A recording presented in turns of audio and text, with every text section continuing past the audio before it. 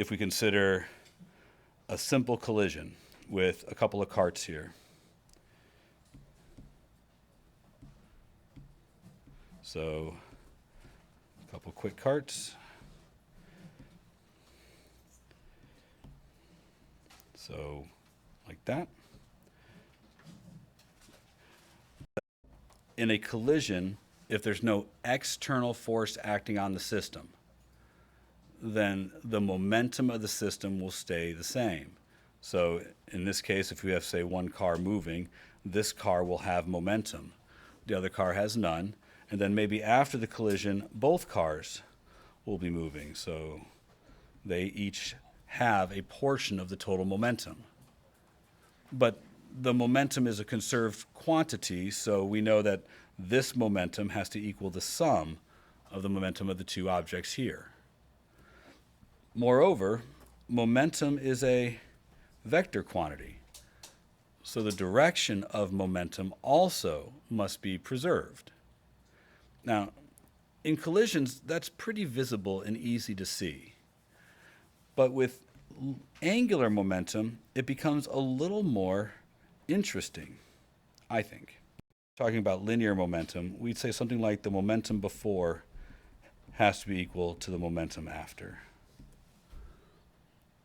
But what I did as a demonstration was, I was sitting on the chair. I'm going to draw me standing with my arms outstretched with the books on them, because that's what I look like, standing on my little platform, spinning.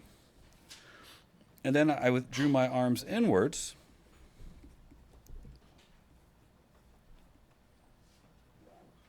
right, bringing the books inward, standing on my little platform, and I spun faster. This isn't a collision, but it's a demonstration of conservation of angular momentum. I had angular momentum before I pulled my arms in, and I'm going to have angular momentum after I pull my arms in. But there was no collision here. The angular momentum before and after are the same. What changes is I had a large moment of inertia before and a small angular speed. But then after I drew my arms in, I made my moment of inertia smaller, which created a larger angular speed. So I changed the angular momentum, I changed my moment of inertia, I changed my angular speed, but my angular momentum stayed the same the entire time. Now, this part is pretty straightforward and is very visual. But I want you to consider what this also means. And this part's going to be a little technical, so bear with me. In the system to the right, energy was probably not conserved. And we've talked about collisions before. Most collisions are inelastic, and therefore the energy before the collision doesn't equal the energy after the collision. We certainly wouldn't expect the energy to increase due to a collision. Stay the same, plausible, but increase, unlikely. Consider the situation here. Let's do an example, just a simple example problem, okay? Imagine something simple like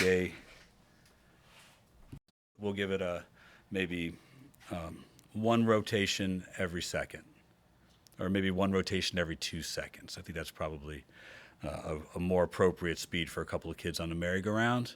So 1/1000 to 1,000, that seems like a reasonable speed. So we'll say the angular speed, one rotation every 2 seconds. That would be, about 3 radians per second. Right, one rotation is 6.28 radians divided by 2 gives us about 3. All good there? Let's say that the disk here is got a mass of 100 kilograms, but each kid is 40 kilograms. And let's also say, for the argument's sake, that we're looking at a 2-meter radius. What's the angular momentum of this system at the start of this problem?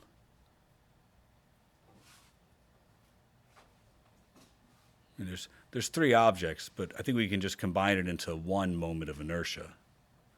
So if you're not sure where to start, well, I'll start with finding the moment of inertia of the disk. Calculating angular momentum isn't complicated. It's just the moment of inertia times the angular speed. So let's find the moment of inertia of the disk, and then treat the kids as point masses and add their moment of inertia into the system. This was pretty easy. I think you can handle it. So I'll give you a moment or two. And I know there's some of you here who have no idea where to start, and I've heard. So I'll start with the disk.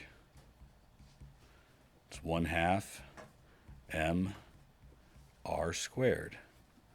And I'll add a kid.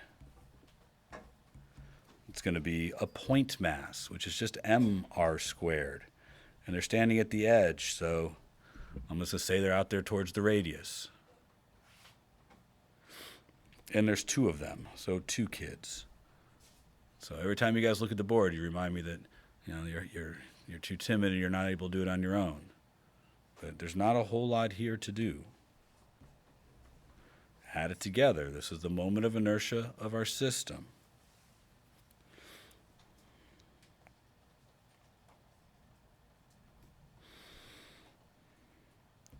I think it's 520 kilogram meter squared, but you should check my math.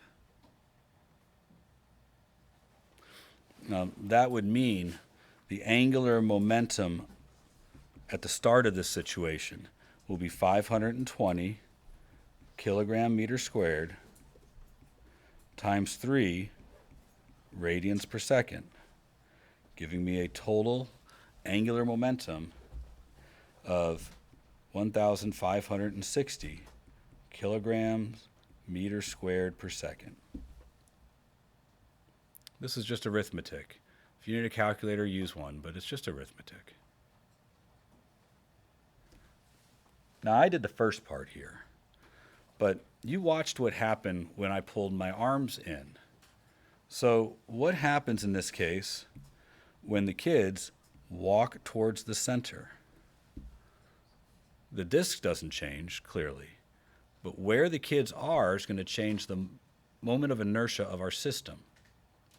So imagine that the kids make it to 1/2 meter from the center. They get close enough where they're basically holding hands. What is the new speed of the merry-go-round? Try it. Do this without me. So if you didn't follow that, the kids are going to walk to the center. So the disk doesn't change, but the kids are now 1/2 meter from the center of the merry-go-round.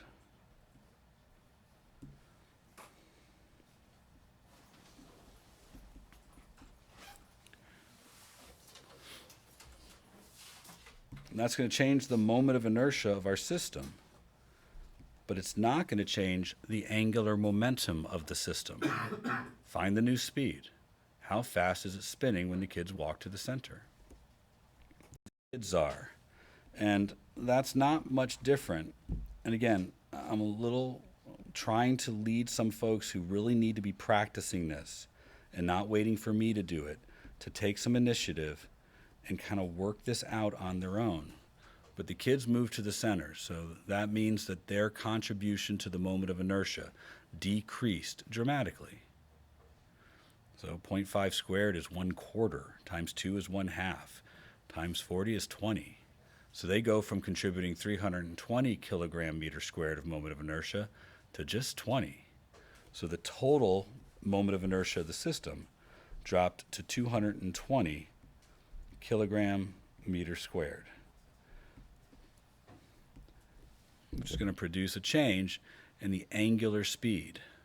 So now, having calculated the angular momentum of the system, this has to equal 220 times omega, which means omega is 1560 divided by 220. Now, that seems calculator worthy. So even I might break down and do it.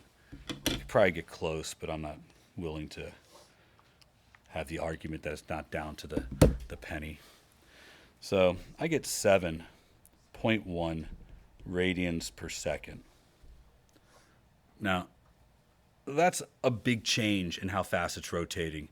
It's now going more than twice as fast as it was before. Now, the angular momentum of the system stayed the same because there was no net torque on the system. So now that you have all this data in front of you, tell me how much the energy changed.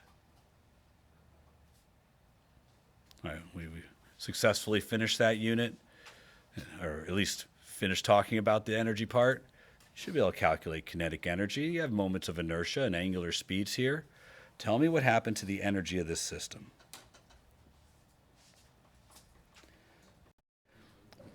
We don't have all the time in the world here, so, 1/2 I omega squared. So we start out with 2,340 joules of energy. 1/2 times 520 times 3 squared. We end with 5,545 joules of energy. 1/2 times 220 times 7.1 squared. Who did work on the system? There was no external torque. The kids walked in a straight line towards the center. They didn't apply a torque to the system because even the force of their footfalls against the device would be angled towards the center, so that couldn't provide a torque. But there's clearly an increase in energy. That energy had to come from somewhere. So although they didn't apply an external torque to the system, they definitely did work on the system. And they did. They applied a force over a distance as they walked towards the center. If you've ever been on a merry-go-round, you feel like you're being flung off the merry-go-round, correct? It requires a force just to stand here, right?